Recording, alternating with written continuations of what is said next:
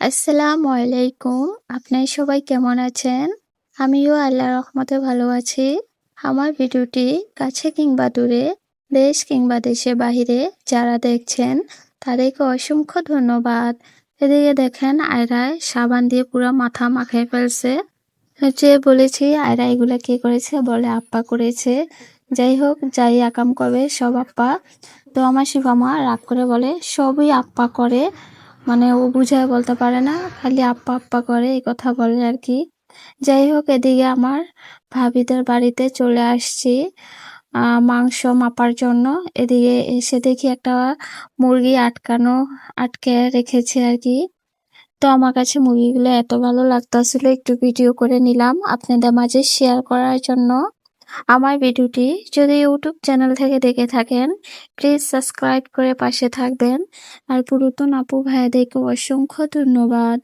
এদিকে একটা মুরগি কটকট করছে এই যে চিপা ভিতরে। আর দেখেন ভাবিদের খুব সুন্দর সিঁড়িটা করেছে দোতলায় ওঠার জন্য। আর আমার পছন্দের একটা গাছ, দুবরা ফুলের গাছ, খুব সুন্দর, মার্শাল্লাহ আমার কাছে এত ভালো লাগে।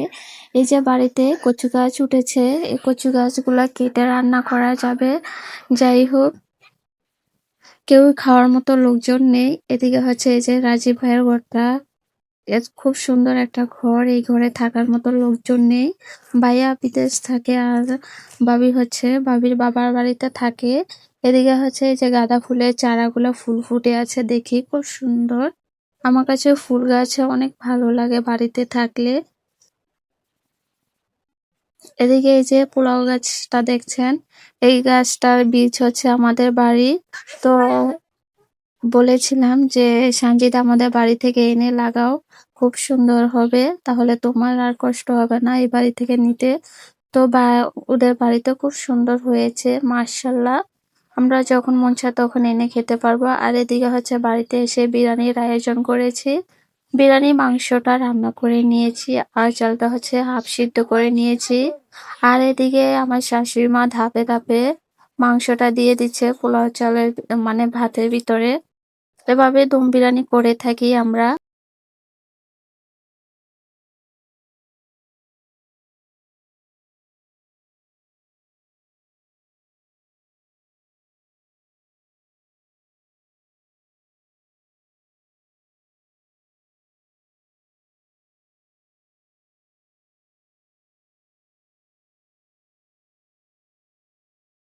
এভাবে দম বিরিয়ানিটা করাটা শিখেছি সিবাদের কাছ থেকে, কোনো ঝামেলা নেই।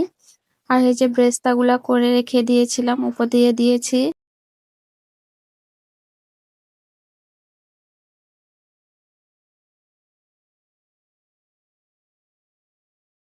এদিকে এই যে বিরিয়ানি নিয়ে সবাই একসাথে খেতে বসে পড়লাম।